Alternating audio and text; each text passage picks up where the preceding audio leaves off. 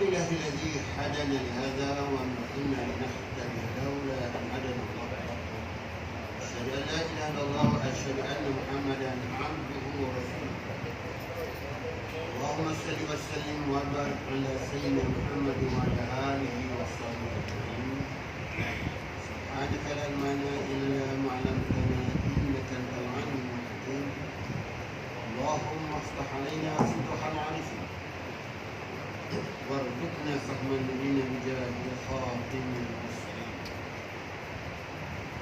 ربنا آتنا من لدنك رحمة وهيئ لنا من أمرنا رشدا. رب اشرح لي صدري ويسر لي أمري واحلل عقدة من لساني يفقهوا قولي. لا حول ولا قوة إلا بالله العلي العظيم.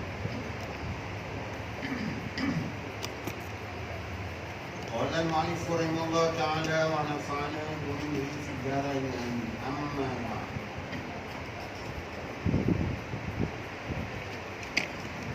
Yang berbahagia pengurusi surau dan seluruh anggota kuasa, waliman, seluruh kaki tangan, petugas yang mengurus hak ehwal surau dan kebajikan, tuan-tuan dan puan-puan dikasihi rahmati Allah SWT. Alhamdulillah. Kita berada pada tanggal 20 hari Januari.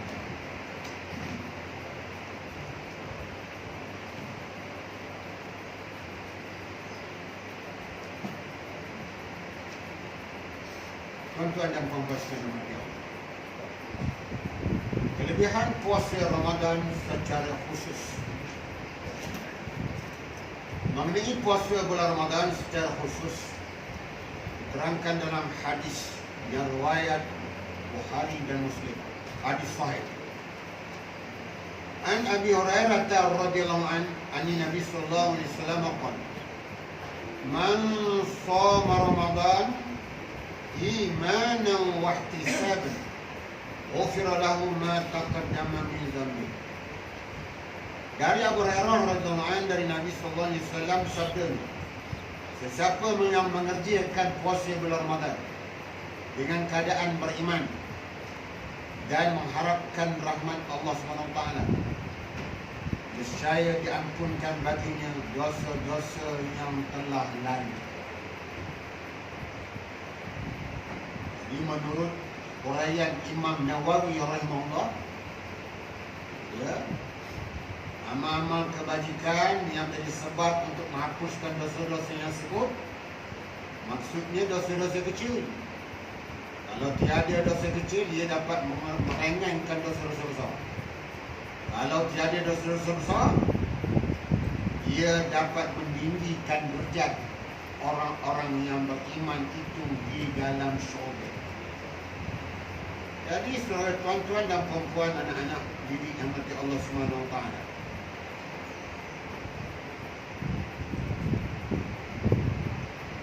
hadis ini menerangkan bahawa ya, orang-orang yang beriman sahaja, orang-orang yang membina sikap hidup berasaskan keimanan dan ketakwaan saja dan mengharapkan rahmat Allah Ta'ala, ya, jadi puasa orang yang benar-benar beriman dan mengharapkan Allah Ta'ala, barulah Allah SWT memberi rahmatnya dan mengampunkan segala dosa-dosanya yang telah lalu. Saudara-saudara, jadi ini dalam hadis, dalam kitab Mustikah Hadis jilid 3, diterbitkan oleh Bahagian Halal Islam Jabatan Perdana Menteri Malaysia. Jadi sekarang kita beralih kepada kitab Manusia di Islam yang diterbitkan oleh PDRM, Polis Diraja Malaysia, Bukit Aman, Kuala Lumpur. Ketua sidang pengarangnya almarhum Profesor Dr. Harun bin Al-Hafiz dan sahabat-sahabatnya, kalangan pensyarah-pensyarah ya, Islam di UKM, Universiti Kebangsaan Malaysia.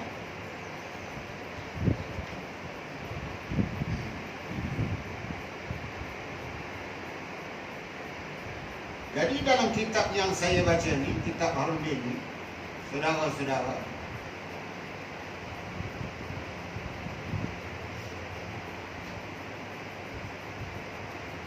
membina sikap hidup berasaskan keimanan. Muka surat 77. Sila buku.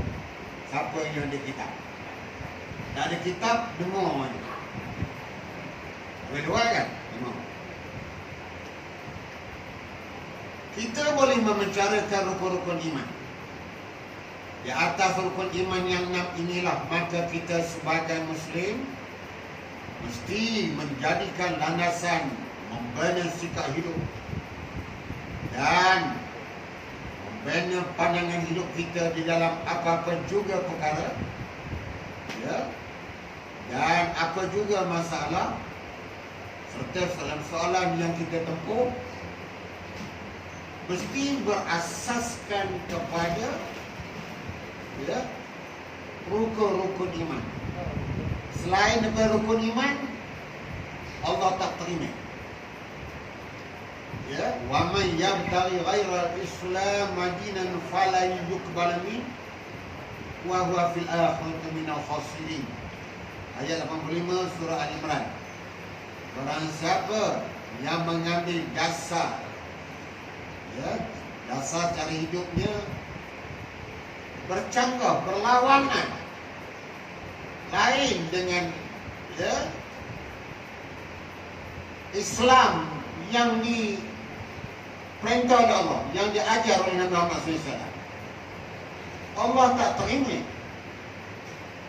ya, dan diharap nanti tergolong kepada orang yang rugi. Ayat 85 surah Al-Imran. Wa man yabtaghi ghayra al-islam madinan fala yuqbal min wa huwa fil akhirati minal khasirin. Ini jelas, saudara-saudara. Jadi dengan panduan dari Al-Quran dan Sunnah sebagai perlembagaan hidup, maka kita dapat membina sikap dan kepercayaan yang berasaskan rukun-rukun keimanan, ya, yang diterangkan oleh Rasulullah SAW, saudara-saudara. Jadi kita pun dah belajar, tuan-tuan, rukun iman yang 6 ni budak pasti pun hafal, tuan-tuan. Takkan yang orang duit tak berhafal lagi, saudara-saudara, ya. Yang masukkan dengan rukun-rukun iman itu ialah asas-asas yang membentuk, ya, kehidupan, cara hidup, perjuangan, asaskan rukun-rukun iman. Kalau diibarat dengan pokok, rukun-rukun iman itu ibarat akar,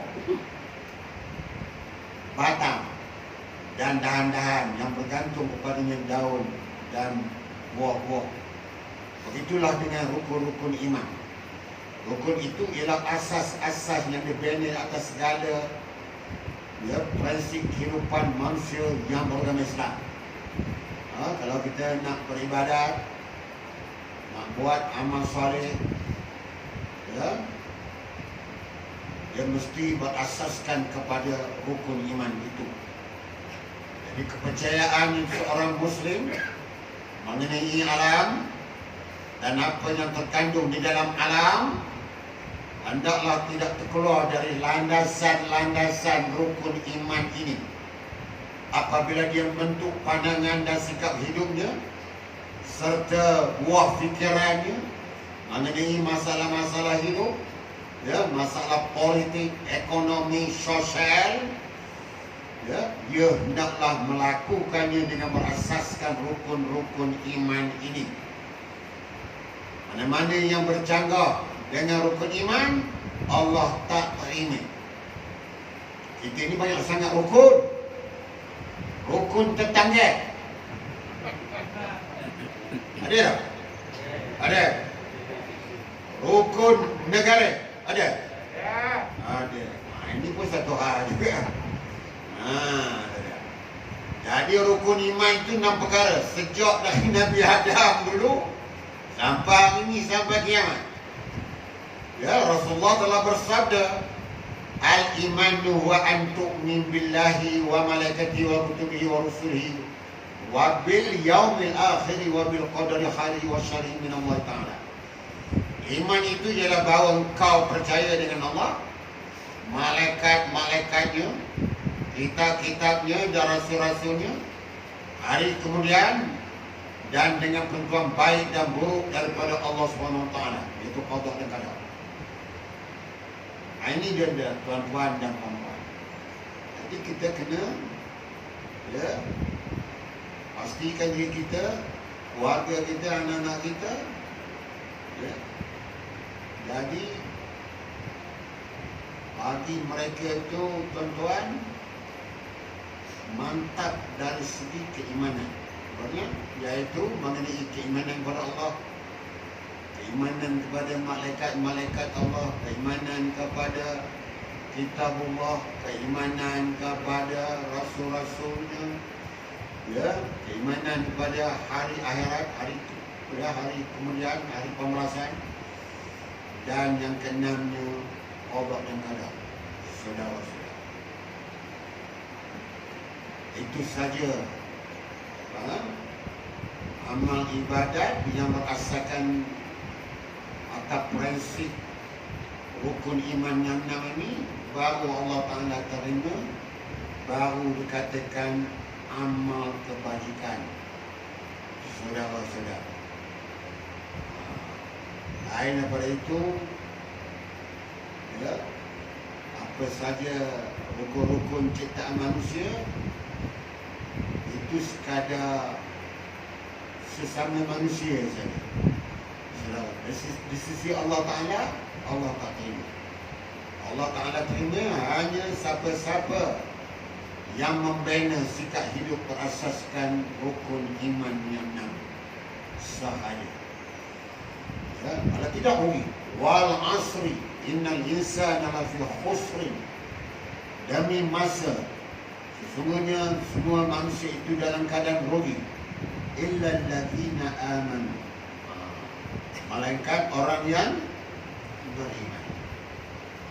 Kemudian baru diikuti wa amilus sholihat, dan beramal soleh. Nak buat amal soleh, semayang ke, puasa, zakat, haji ke, dalam muamalat ke, munakahat, dalam politik, berekonomi, dalam urusan apa saja hidup dunia ini, mesti berlandaskan rukun iman. Saudara-saudara, jangan sekali-kali terkeluar daripada dasar-dasar rukun iman yang Allah tetapkan, saudara-saudara. Tak boleh. Ya wa iyyazubillahi min dzalik.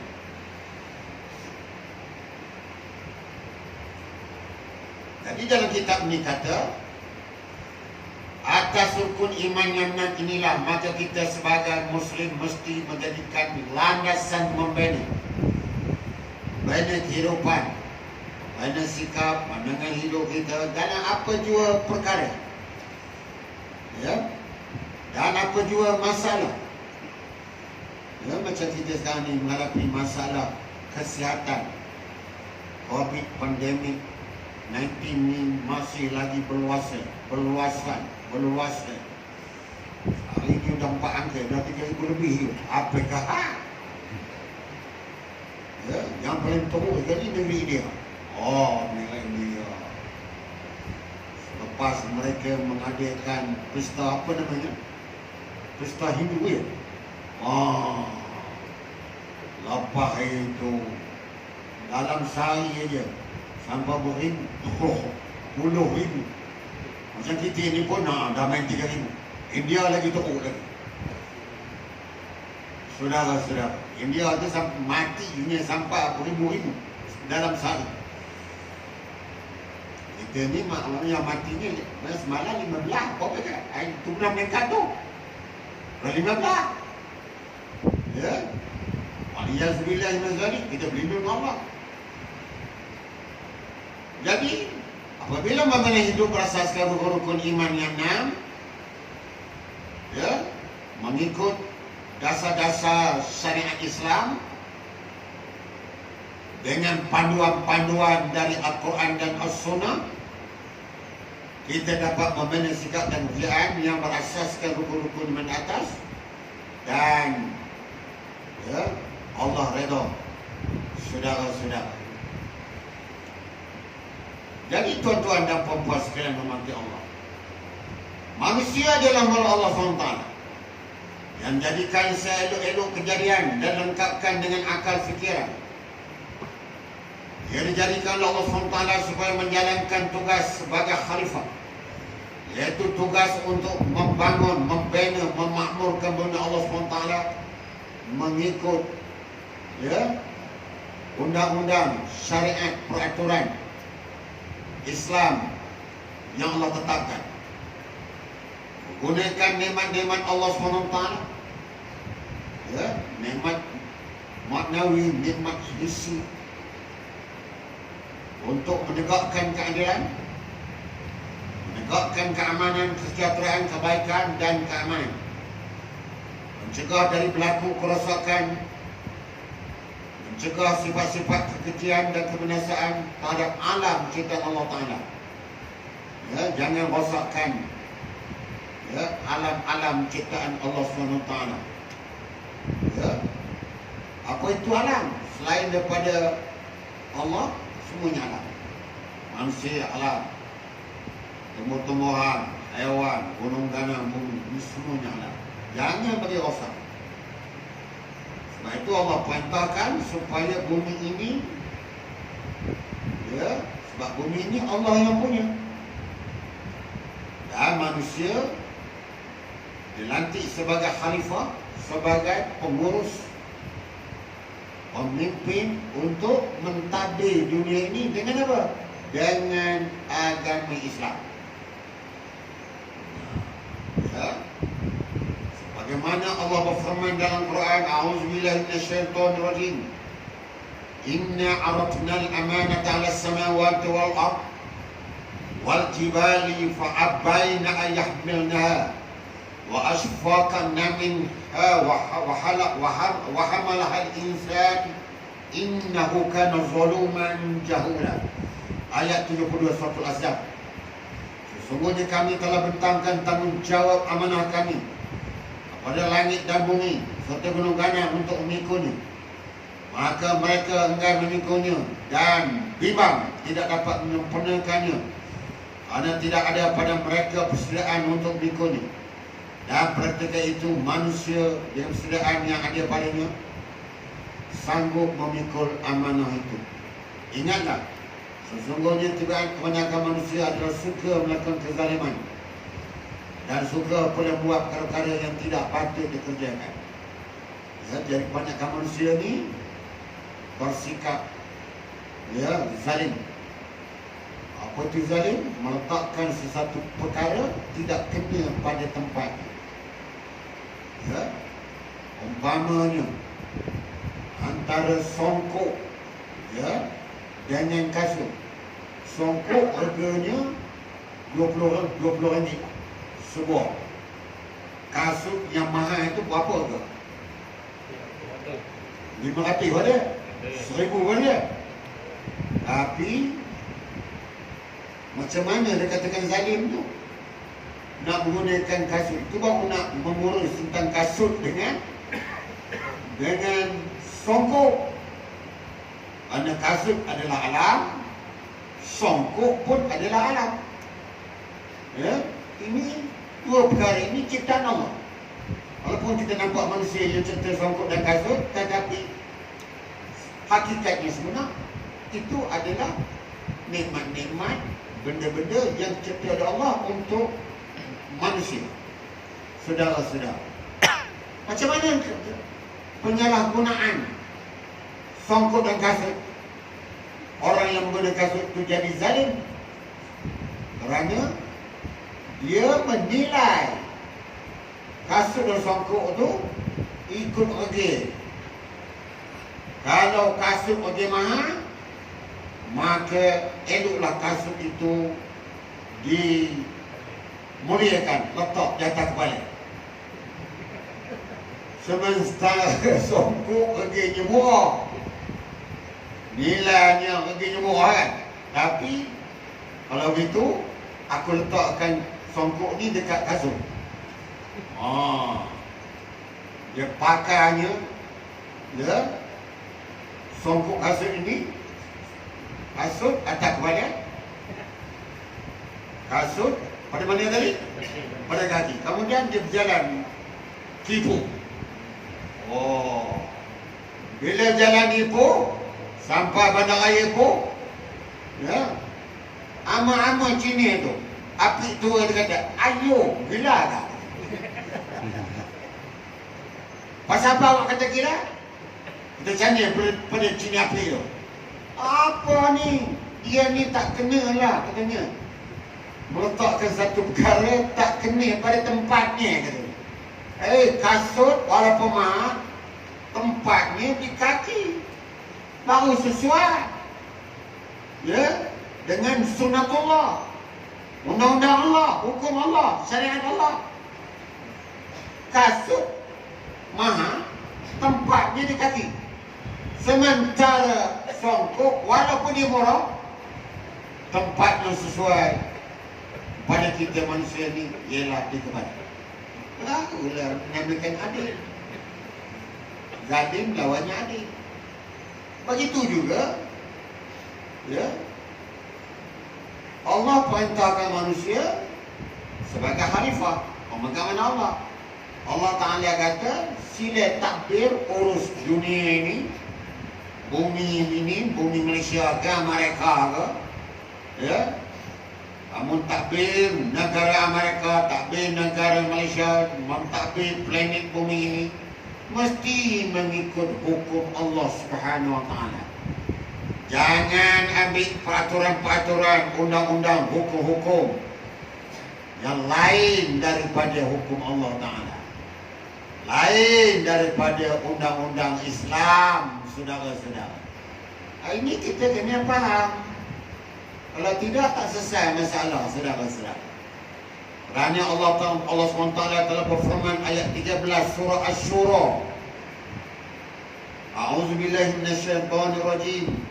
Syara'a lakum minad dini ma wassa bihi Nuhan walladzi auhayna ilaika wa ma wassayna bihi Ibrahim wa Musa wa Isa. An aqimud dina wa la tatafarraqu fi. Sadaqallahul azim. Maksudnya, Tuhan telah menerangkan kepada kamu di antara perkara syariat agama yang tetap hukumnya, perkara yang ia perintahkan. Allah dah perintahkan kepada Nabi Nuh, ya, dan juga yang telah kami wahyu kepadamu, iaitu Al-Quran Karim, kepadamu wahai Muhammad, dan juga yang telah kami perintahkan dia kepada Nabi Ibrahim dan Nabi Musa dan Nabi Isa, yaitu aqimuddin wala tatafarraqu fi. Ya, tegakkanlah, dolatkanlah pendirian syariat agama Islam, undang-undang Islam, dan janganlah kamu pecah belah dan perselisihan pada dasarnya. Artinya bumi ini mesti diurus tapi mengikut syariat Islam yang berdasarkan undang-undang, hukum-hukum yang diwahyukan oleh Allah SWT kepada rasul-rasul dan nabi-nabi. Dalam ayat ini Allah perintahkan Nabi Nuh, wahai Nabi Nuh, selepas 1000 tahun wafatnya Nabi Adam AS, umat manusia sudah kembali menjadi jahat, ya, sudah kembali menjadi zalim apabila dia mengurus, mentadbir muka bumi, mentadbir negara, mentadbir masyarakat ikut undang-undang sendiri, undang-undang ciptaan manusia sendiri, dengan meninggalkan, ya, sohor Nabi Adam meninggalkan sohor. Nabi says, meninggalkan sohor. Ya, ni Nabi Adam 30 sohor, Nabi says 50 sohor, jumlah 80 sohor. Itulah undang-undang yang dipakai oleh Nabi Idris, yang dipakai oleh Nabi Nuh alaihissalam. Jadi apabila kerajaan zaman Nabi Nuh, ya, bila dia merentah, kerajaan itu memerintah tidak berdasarkan hukum-hukum undang-undang yang diwahyukan oleh Allah, ya, iaitu sohor. Nabi Adam 30 sohor, Nabi Syekh 50 sohor, jumlahnya 80 sohor. Nabi Idris, okey. Nabi Idris pula. Nabi Idris, okey. Saudara-saudara, sampai Nabi Nuh, dah manusia, ya, ikut undang-undang nafsu. Saudara-saudara, sudah meninggalkan undang-undang dalam kitab Suhuf Nabi Adam, Suhuf Nabi Syekh. Mereka tidak menghalalkan apa yang, ya, kitabullah halalkan, dan tidak mengharamkan apa yang kitabullah halalkan. Saudara-saudara, ya, arak hukumnya haram, padahal dijual bagi lesen pula. Jadi stout is good for you. Kasbah sumber bahagia anda. Udah. Ya. Arak yang ada lesen halal. Arak yang tak ada lesen haram, tak boleh jual. Haram dia dah. Mana dah? Ini dia. Ini zalim. Pemerintah yang zalim. Jaga-jaga. Sebab itu orang Islam kena ambil, ya, perhatian yang serius. Saudara-saudara, kena, ya, kembali kepada hukum syariat Allah SWT sebagaimana perintah Allah. Ya, semua manusia ini hendaklah kembali kepada syariat Allah, syariat Islam, sebagaimana para nabi-nabi dulu, iaitu ayat 13 surah Asy-Syura. Jadi apabila wahyu-wahyu Allah yang merupakan suruhan dan larangan-larangan agama Allah, iaitu Islam, diturunkan kepada manusia, bermula daripada, maka seluruh manusia dari kalangan para rasul, nabi-nabi yang ditugaskan untuk menerima wahyu itu dapat menerimanya dengan baik. Bukan saja Imam Islam yang menerima wahyu, ya, iaitu Al-Quran Karim, malah orang-orang yang sebelum baginda, iaitu para rasul, bermula dari Nabi Adam AS sampailah kepada Nabi Muhammad SAW, 124,000 orang Nabi, ya, telah menerima dan melaksanakan tugas sebagai penerima amanah untuk menegakkan agama Allah, an-aqimuddin wala tatafarraqu fi. Hal demikian telah Allah rakamkan dalam Quran dengan firman-Nya tadi, ayat 13 surah Asy-Syura. Ini ayat 13 surah Asy-Syura. Jangan nasi 13 Mei saja. Bila sebut 13 Mei 69. Ayat 13 surah Syura ni, Asy-Syura. Ya, kita kena faham, kita hadamkan, kita tadaburkan, dan kita praktikan, amalkan dalam, ya, pemerintahan, mentadbir, mengurus, ya, dunia dengan agama Islam. Jadi agama Allah, agama Islam adalah amanah Allah. Dia berikan kepada manusia amanah itu. Bukan saja untuk mereka laksanakan tugas-tugas hidup menegakkan agama Islam itu untuk diri sendiri. Yang hari ini kita diri sendiri saja ni. Puasa Ramadan diri sendiri. Semayang subuh jemaah tadi diri apa tu? Diri sendiri. Umrah, haji, buat haji umrah untuk siapa itu? Diri sendiri. Nikah kahwin untuk siapa? Diri sendiri. Ya? Mana untuk keluarga? Sebab itulah kitab ni, ya, nak tegakkan Hakimuddin, nak tegakkan undang-undang agama Islam tu, ya, pada diri sendiri, malah tegakkan syariat Islam itu untuk keluarga, kemudian untuk masyarakat, kemudian dan negara. Dan negara. Ada berapa yang sebagainya?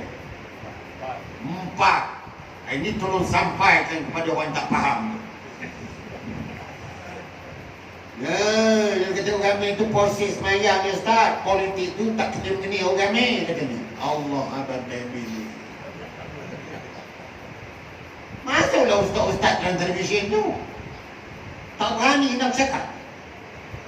Saya dulu bertemu dengan Ustaz Huri bin Alias. Kenal Ustaz Huri? Dulu Ustaz Huri katanya dia jemput saya, Ustaz Selamat katanya. Radio Hakim katanya. Iaitu hari Jumaat itu apa nama untuk rancangan apa usrah apa katanya. Betul, Muslimat. Usrah Nurani. Oh, Muslimat lagi mantap. Usrah Nurani. Pukul apa? Pukul 5 5 suku je lah sampai pukul 6.30. Itu dah. Tadi Ustaz Huri tadi dapat sekali je Ustaz. Kemudian saya dilarang kerana saya menyentuh politik dalam usrah itu. Jadi Dr. Sakiman apa kata masa itu? Ketua Pengarah. Ya, mengarahkan pihak Hakim, Radio Hakim jangan sekali menjemput Ustaz Huri Alias. Menurut laporan SB, Ustaz Huri Alias ni pernah bersama dengan satu ustaz namanya Sulaiman Mantap di beberapa tempat kawasan Ipoh. Dia tahu SB ni, dia tahu macam ini SB ni, dia rakamnya ni main SB. Tengok sejengkal laporan buku saya. Ya. Dia rakam. Masa saya bertukar ke Johor Bahru dulu, ke sekolah Cina dulu. Kata pegawai pelajaran Johor, apa buat? Ustaz kena laporan boleh. SB letak kena satu buku tebal Ustaz. Sampai guru, Ustaz suka tak makan apa ni, lauk gula tupoyo? Suka? Sebab apa kamu tahu? Sebab laporan SB ada dalam itu betul. Sampai aku suka gula tepoyo. Disebut ni dalam buku laporan SB. Dia mangko tuan-tuan. Aku orang Paris memang suka gula tepoyo. Betul ke tidak? Betul. Jadi tuan-tuan, agama Allah, Islam, amanah Allah. Diberikan kepada manusia amanah Allah itu bukan saja untuk mereka laksanakan tugas agama itu untuk diri sendiri. Memanglah kita ni agama itu untuk diri sendiri ni ada sembahyang, puasa, zakat, haji ni memang mantap. Tapi yang masalahnya bagaimana pula nak mengurus keluarga, nak mengurus masyarakat dan nak mengurus negara. Mesti 4 perkara ini mesti mengikut syariat Islam, undang-undang Islam, saudara-saudara. Ya. Sebab itu dalam kitab ni kata, ya, salah satu tugas utama Rasul yang juga insan. Jadi Rasul ni bukan di kalangan malaikat ataupun jin. Semua Rasul Allah lantik, Allah pilih dari kalangan insan, manusia yang terpilih. Ya, jadi tugas Rasul terhadap agama Allah Islam itu ialah menerima wahyu. Menerima, kalau Nabi Muhammad, dia menerima Al-Quran Karim. Saudara-saudara, Nabi Muhammad SAW menerima wahyu, wahyu itu ialah Al-Quran Karim. Sebab itu kita bulan Ramadan, nuzul Quran, Lailatul Qadar ni tak boleh bisa. Ya. Kerana bulan Ramadan ni bulan turunnya Quran. Al-Quran menjadi petunjuk undang-undang perlembagaan hidup manusia untuk nak mengurus mentadbir alam, termasuk alam itu diri kita sendiri, alam itu termasuklah keluarga, alam itu termasuklah masyarakat, dan alam itu termasuk negara. Apa yang terkandung dalam alam ini, tumbuhan ke, haiwan ke, galian ke, macam-macam, semuanya adalah alam, dan alam ini mesti diurus, ditakdir mengikut undang-undang hukum syariat Islam. Untuk menerima wahyu, contohnya Al-Quran, menghendakkan satu kegagahan dan keupayaan yang secukup-cukupnya, mesti gagah. Jika tidak kuat, ya, kalau kita tak berani nak menegakkan hukum Quran, tuan-tuan nak cakap pun takut. Ya, jangan cakap ustaz. Ya. Kalau kita nak tegakkan politik ikut Quran, tuan-tuan, oh bahaya. Kita akan dicap oleh masyarakat di pulau lah. Kalau pegawai kerajaan pula kena apa? Pegawai kerajaan kena tukar oleh macam-macam. Ada kena penjara. Jangan bermain. Ya. Jadi kalau jika tidak cukup kuat, tak cukup berani, tak cukup gagah, tidak ada keupayaan yang secukup-cukupnya, buruk padanya. Allah SWT telah menggambarkan keadaan itu dengan firman, "Lau anzalna hadzal Qur'ana 'ala jabalin lara'aitahu khashi'an mutasaddian min khasyatillah wa tilkal amsalu nadribuha lin-nasi la'allahum yatafakkarun." Ayat 21 suratul Hasyr. Maksudnya, kalau sekiranya kami turunkan Quran itu kata sebuah gunung, nescaya engkau melihat gunung itu khusyuk serta pecah belah kerana takut pada Allah. Dan ingatlah, misal-misal pemandangan ini kami kemukakan kepada umat manusia supaya mereka memikirkannya. Mengapa bukit gunung-gunung yang begitu gagah perkasa dengan batu-batu pejalnya dan tegak berdiri di dalam bumi tunjang ni, mengapa gunung ganang itu akan hancur berkecam apabila diturunkan Al-Quran, wahyu untuk laksanakan oleh gunung kepadanya? Tidak lain lagi melainkan kerana terlampau takutnya gunung itu pada Allah, takutnya kemurkaan Allah jika amanah dari wahyu itu, jika undang-undang hukum-hukum Allah dalam Quran itu tidak dapat dilaksanakan dengan sepenuhnya, tidak dapat dilaksanakan dengan sebaik-baiknya. Memang tuan-tuan ni sudah laksanakan hukum puasa bulan Ramadan. Itu baru satu ayat. Ya ayyuhalladzina amanu kutiba alaikumus syiyam kama kutiba alal ladzina min qablikum la'allakum tattaqun. Ayat 183 surah Al-Baqarah. Wahai sekalian orang beriman, diwajibkan kamu berpuasa sebagaimana diwajibkan umat-umat yang terdahulu daripada kamu, agar kamu menjadi orang yang bertakwa. Memang kita puasa, anak kita puasa. Umur 7 tahun dah puasa. Puasa kata budak umur 7 tahun. Budak sekolah pasti. Jadi kalau ada orang tua tak puasa, dia teruk pada pasti itu tuan. Saudara. Ya, itu baru satu ayat. Ayat Quran ni berapa semua sekali? 6,666 ayat ataupun 6,236 ayat. Ya? Kalau kita tegakkan ayat puasa satu, ayat semayang dengan zakat, ya, baru dua. Ya, sebab ayat semayang dengan zakat tu dia beriringan. Ya, wa atumis salat wa atuz zakat, dia beriringan, ya. Tegakkanlah semayang dan tunaikanlah zakat, dia beriringan, dia satu ayat. Kemudian haji umrah satu ayat. Kemudian nikah kahwin satu ayat nikah. Fankihu ma qablakum min nisa'i masna wa thulatha wa ruba' fa in khiftum alla ta'dilu fawahidah ayat 3 surah An-Nisa. Ya, berkahwinlah kamu dengan perempuan yang kamu berkenan. Masna, 2. Wa thulatha, berapa? 3. Wa ruba', 4. Fa in khiftum ta'dilu fawahidah. Kalau kamu berbimbang tidak berlaku adil pada isteri kamu, bermulalah kahwin itu apa? 1 saja dulu. Saudara-saudara, ada siapa yang 2 di sini? Satu boleh. Saya dah ikut ayat Quran pun. Saudara, ada 2? Syekh? Imam? Ada 3. 1. Nak imam 3 ni? Haji Biah berapa? 1. Oh, baru dah. Nak Haji Biah 2 ke 3 ke? 1. Siapa yang 2? Oh, SP tadi. 1. Pasal ikut perintah Allah ya? Betul. Ayat nikah kahwin baru 4.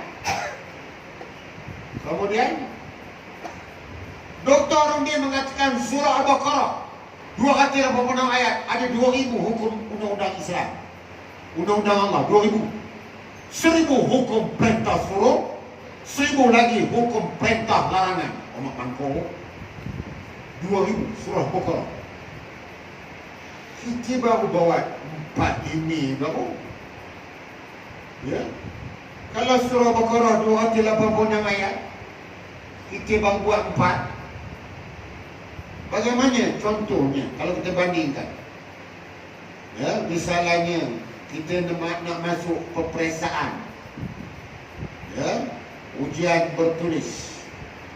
Soalannya 286 soalan. Kita buat 4. Ya? Dari 4 buat 286. Artinya berapa tak jawab tadi? 282 ya? Tak jawab. Buat 4 je. Yang 4 tu pun habis tu. Oh, berkojang-kojang kotak. Oh, tu dia. Kemudian kita serah kepada pemeriksa. Oh, bagus-bagus. Soalan 286 ayat. 286 buat 4 saja. Lulus tak lulus? Ha? Mestilah gagal. Yang lain ngapa tak jawab? Masa tempoh jawab soalan Allah bagi. Ada 60 tahun, ada umur 70 tahun. SB umur berapa tahun? 60. Ha? 60. Udah 60 tahun buat 4 saja.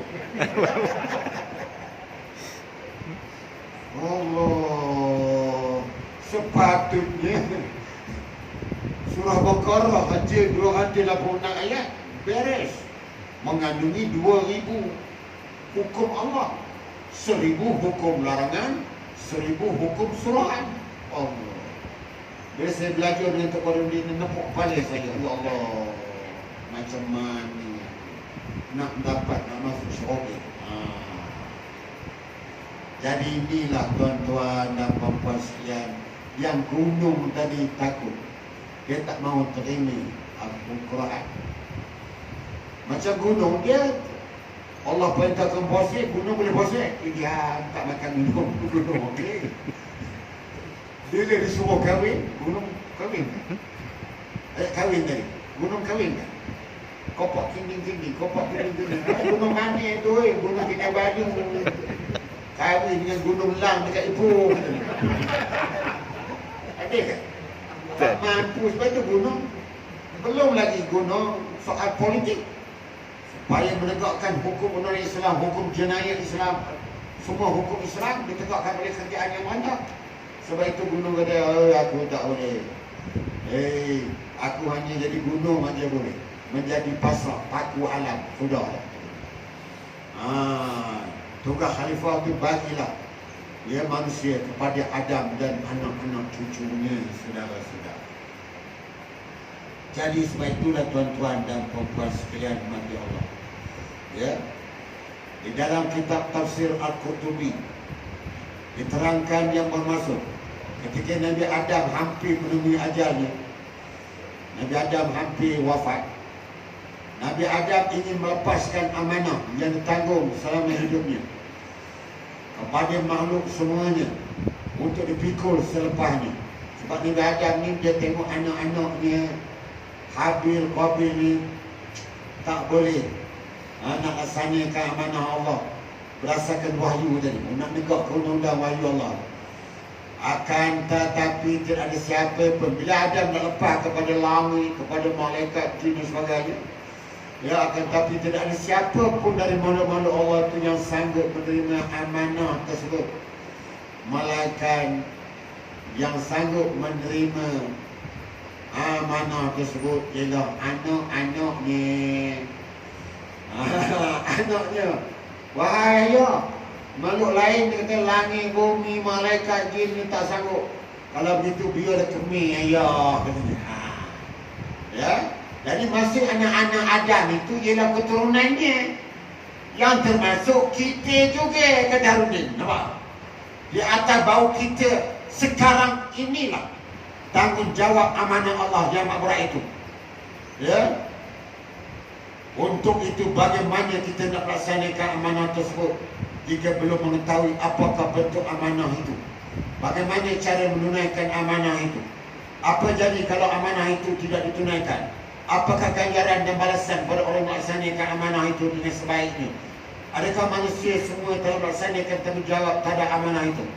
Jadi untuk semua persoalan-persoalan seperti itulah, ya, buku ini, Kitab Manusia dan Islam, disusun dengan cara yang mudah, melalui peringkat demi peringkat, bahagian demi bahagian, untuk dimudahkan kita memahami perkara-perkara pokok, perkara asas dari persoalan hubungan manusia dan Islam. Ya, nak urus diri dengan syariat Islam, ya, iaitu nak tegakkan akidah Islam, nak tegakkan ibadat Islam, nak tegakkan syariat Islam, nak tegakkan ibadat Islam, ya, nak tegakkan akhlak Islam, politik Islam, ekonomi Islam, semuanya, ya, mengikut hukum syariat agama Allah, agama Islam dengan sepenuhnya. Ya, ya ayyuhalladzina amanu dkhulu fis-silmi kaffah wa la tattabi'u khutuwatis syaitan innahu lakum aduwwun mubin. Ayat 28 surah Al-Baqarah. Wahai sekalian orang beriman, masuklah kamu ke dalam agama Islam secara menyeluruh. Kamu patuh kepada undang-undang Islam itu secara menyeluruh, dan janganlah kamu ikut jejak langkah syaitan. Sesungguhnya syaitan adalah musuh yang nyata bagi kamu. Saudara-saudara, ada tuan-tuan rujuk kitab Aqidah Ahlussunnah Wal Jamaah yang ditulis, yang karang oleh, ya, Tuan Haji Sa'id bin Haji Ibrahim, mantan Mufti Sabah. Ya, barang siapa yang tak mahu terima undang-undang Islam secara menyeluruh, maka mereka itu adalah golongan syaitan. Mereka belum sempurna iman dan Islamnya lagi. Masih lagi menjadi golongan apa tadi? Syaitan. Jadi kalau tuan-tuan ni semayang, puasa, haji, ya, tapi masuk tanda tak ikut syariat Islam, cacat itu, udah rosak. Jadi nak masuk tandas mesti ikut syariat Islam. Pak Haji, jangan sebut Haji. Udah haji kak? Serapan lilit ya, silit. Bagus, pakai coba. Tapi masuk tanda kaki kanan. Benar tak? Boleh tak? Masuk tandas tak ikut hukum syariat Islam. Bila masuk tandas dimolehkan dengan langkah kaki kanan. Boleh, betul tak betul? Tak betul. Haji buat, puasa buat, ya, kahwin dah kahwin, cucu dah beratur-atur. Tapi masuk tanda masih lagi ikut syaitan. Makna Mangko, kata Ustaz Asri. Asri itu namanya Ustaz Mangko. Saudara-saudara, Mangko. Artinya tak menyeluruh, tidak melaksanakan, menghayati ajaran Islam dengan sepenuhnya. Bermula daripada bangun tidur, nak tidur, sampai kepada masuk tanda, keluar tandas, sampai kepada apa saja amalan perbuatan kita, sampai kepada nak ngurus diri sendiri, keluarga, masyarakat, nak merintah negara, wajib mengikut syariat Islam. Sebab itu Rasul-Rasul Nabi Adam ni makan masa, Nabi Nuh dia makan masa 950 tahun. Ya, nak menegakkan, nak menyeru masyarakat, rakyat, kerajaan supaya kembali kepada hukum Allah, syariat Islam, supaya kita ni mendapat rahmat Allah, mendapat keampunan Allah Subhanahu wa taala, saudara-saudara. Jadi Allah Subhanahu wa taala mengingatkan manusia. Kalau kita baca ayat-ayat Quran, tambah dalam bulan Ramadan ni kita khatamkan Al-Quran dengan baik, bertadarus dengan baik. Sambil itu kita mentadabur Al-Quran. Jadi kita kalau boleh, bila kita faham Al-Quran, terutama ayat-ayat muhkamat, kita berusaha dengan sedaya upaya ikut kemampuan masing-masing. Mana yang boleh kita laksanakan. Mana kita tak mampu, sebab ini urusan kerjaan yang memerintah, itu serah pada kerjaan. Saudara-saudara, apa yang kita boleh buat sebagai rakyat biasa, kita tunaikan apa-apa. Semayang, puasa, zakat, haji, nikah, kahwin, mengatur rumah tangga, itu yang kita mampu mengikut syariat Islam. Jadi soal tentang urusan politik itu tidaklah kerjaannya pemerintah. Kalau bagaimanapun untuk melantik kerjaan yang pemerintah itu terpulang kepada rakyat kan. Apa tahun sekali kita nak pilih pemerintah ni? 5 tahun sekali. Ini peluang kita nak tukar pemerintah. Kalau tengok pemerintah itu memerintah negara berlawanan dengan syariat Islam, undang Islam, boleh tak kita tukar? Boleh. Macam tengok Pakatan Harapan, tengok PAP dan lain nampaknya. Cepat-cepat. Nurdin Yassin, Tunku Wadi Awam, UMNO, PAS, bersatu. Bersatu. Akhirnya Pakatan Harapan hanya berapa bulan saja dia merengok? 22 bulan saja. Cukup kata itu. Sekarang ni PM merintah. Sekarang ni PM tanggungjawab untuk nak melaksanakan syariat Islam secara menyeluruh. Sebab itu Mahdi Yassin, UMNO, tadi dia UMNO ya. Ini Parti Bersatu Yassin, PAS apa? Tunku Wadi Awam. Kemudian ada parti apa yang di Sabah Sarawak?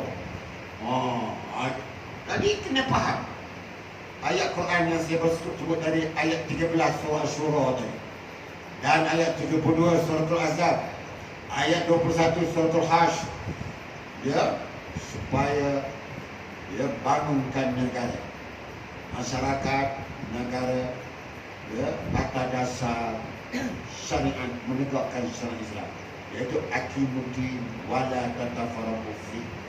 Tegakkanlah pendirian ketuanan kerajaan Islam di atas muka bumi.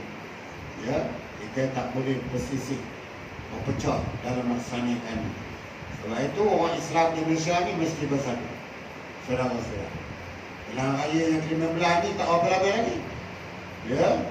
Agenda untuk tegakkan negara Islam ni secara sumur belum terlaksana lagi dengan sepenuh. Jadi banyak lagi. Yang pertama, nak ubah perlembagaan negara daripada undang-undang sekuler logik kepada undang-undang apa? Quran dan hadis. Itu tugas berat, tuan-tuan. Memerlukan 2/3 majoriti dalam kerusi parlimen. Sebab itu PAH ni sekat 18 kursi tak jadi tu, tak cukup. Dia mesti 2/3 daripada 222 kursi parlimen, mesti 2/3. 2/3 daripada 222 berapa kursi? 150 kursi. Sebab itu kalau kita merentau akan datang ni tuan-tuan, apa kenyataan Presiden PAS? Akan datang negeri Kelantan, Terengganu, Kedah akan tambah lagi bilangan kursi parlimen. Betul tak ada? Ini Kelantan paling sikit. Tak berubah-ubah dari dulu sampai hari ini. Udah 63 tahun mereka. 14 kursi parlimen lagi. Terengganu 8. Apa hal ni? Sementara Kuala Lumpur berapa? Kuala Lumpur berapa? 14. 10. Kuala Lumpur 5. 5 ya? 5 betul? Lebih ke 5 lah? Ke 5? Lebih. Saudara-saudara. Wah. Ya. Ipoh pun kita tengok berapa? Ipoh Timur, Ipoh Barat, ya, Batu Gajah, Kampar, Gopin Kampar. Saudara, ini Kelantan, Kedah, negeri yang ramai pengundi-pengundi Islam, majoritinya Melayu, ya, dapat sikit aja kursi ni. Tak bertambah-tambah sejak dahulu sampai hari ni, tak berubah-ubah. Tempat lain berubah. Sebab apa? Sebab mereka takut, ya, pengundi ahli parlimen Islam akan bertambah. Bagaimana nak tambah? Saudara-saudara, sebab itu kita kena memenangkan parti Islam se-Malaysia. Saudara-saudara, jadi bagaimana nak menang? Mesti melalui perjuangan kita adalah benar berteraskan, melandaskan, ya, keimanan kita. Kalau kita benar-benar orang beriman, tak Islam memerintah, kita kena kerja kuat, kena berkorban apa sahaja untuk berjihad. Sebagaimana firman Allah dalam Quran ayat 20 surah Taubah, alladzina amanu wajahadu, ya, alladzina amanu wa hajaru wa jahadu fi sabilillah bi amwalihim wa anfusihim a'zamu darajatan indallah wa ulaika humul faizun. Orang-orang yang beriman, yang hijrah, yang berjihad serta, ya, hijrah serta berjihad pada jalan Allah dengan mengorbankan harta benda bahkan nyawa mereka untuk nak memenangkan Islam, dan mereka inilah orang-orang yang berjaya. Jadi untuk nak menang ke Islam mesti ada 3 perkara. Yang pertama iman. Yang kedua wajib hijrah. Wajib berpindah daripada menyokong parti sekuler, ya, berpindah masuk berjuang dalam parti apa pula? Parti Islam. Kena hijrah tu, ya. Kemudian yang tiganya berjihad.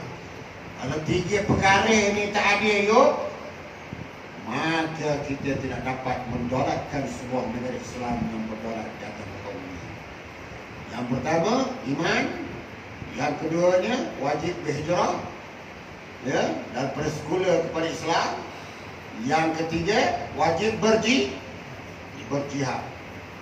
Bila 3 perkara ini ada, ya, Rasulullah dan para sahabatnya Muhajirin dan Ansar berjaya menegakkan negara Islam di Madinah Al-Munawwarah. Betul tak betul?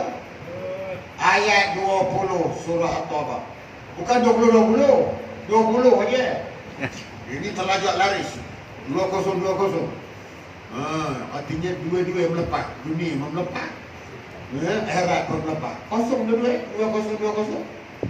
Ya. Hari ini 2020 Malaysia dilanda COVID-19. Mangkuk. Sampai 2021 pun tak gede lagi. Tengok gagal. Saudara-saudara. Sebab itu tuan-tuan dan puan-puan, ya, kita naklah kembali kepada ya, wahyu Allah. Kita mesti beriman kepada membina hidup berasaskan keimanan kita. Ya, beriman Allah, beriman hari Arab, beriman iman yang 6 ni, dan kita meletakkan Quran dan hadis sebagai perlembagaan negara. Kebetulan bulan Ramadan, bulan Lailatul Qadar, Al-Quran diturunkan pada Lailatul Qadar, ya, maka kalau boleh kita membaca Quran, ya, dengan ada ilmunya, kemudian mentadabburkan Al-Quran Karim, dan terus kita melaksanakan undang-undang, ya, Allah yang terdapat dalam Quran itu semuanya, ya, mengikut kemampuan kita, saudara-saudara. Sebab Malaysia ni masih mengamalkan sistem demokrasi berparlimen, betul? Mana sistem demokrasi, tuan-tuan? Ya, di Malaysia ni banyak sangat parti, betul tak? Parti politik ramai, banyak berbenur. Masing-masing no. Martabak pula ada parti bebas tu. Allah, lambang kunci, lambang payung, lambang selipar, apa nak ada? Selipar lambang. Ada tak lambang bak? Ada. Lambang bak pun ada. Ada. Sebab itu kita ikut Quran. Wa'tasimu bihablillahi jami'an wa la tafarraqu. Ayat 103 surah Al-Imran. Ya, bersatu padulah kamu dengan tali Allah, ini Islam. Jangan kamu berpecah. Itu nombor satu. Bila kita pecah belah, maka musuh-musuh Islam akan memerintah kita. Akhirnya kita esok diperintah oleh musuh-musuh Islam. Jadi menyebabkan umat Islam seperti apa yang berlaku di Syria, Palestin, Rohingya, Selatan Thailand, Selatan Filipina. Jadi kita dihina oleh masyarakat ini, saudara-saudara. Akhirnya kita menjadi miskin, menjadi pelarian. Ya, hidup kita kalau di Palestin hari ini, di Syria hari ini, asyik diburu aja. Ya, kebeluran, masalah kebeluran, ketakutan, ya, menjadi masalah masyarakat di Syria, Palestin dan apa negara Islam dan dunia yang lain. Ya, puncanya apa? Sebab Islam tidak memerintah. Islam tidak mentadbir negara, saudara-saudara. Maka negara-negara Islam akan ditadbir oleh orang-orang yang bukan Islam, musuh-musuh Islam. Pada masa itu barulah orang Islam, ya, amat menyesal, sehingga orang Islam tu, ya, hidup mereka menjadi pelarian, saudara-saudara, menjadi buruan.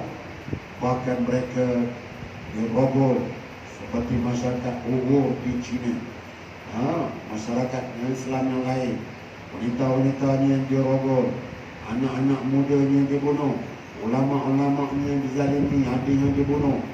Pada masa itu umat Islam, ya, doanya tidak dimakbulkan oleh Allah kerana mereka telah meninggalkan ajaran Quran dan sunnah Nabi sallallahu alaihi wasallam. Itulah puncanya, saudara-saudara. Jadi setakat itulah kuliah subuh sudah 7:35, dah masuk waktu syuruk waktu. Kalau tidak kena saman. Ini pun satu hal juga. Saman hari ini 1,000 ke 10,000. 10,000 mangkuk tak balik aku berita dia. Marilah kita berdoa. A'udzubillahi minasyaitonir rajim. Bismillahirrahmanirrahim.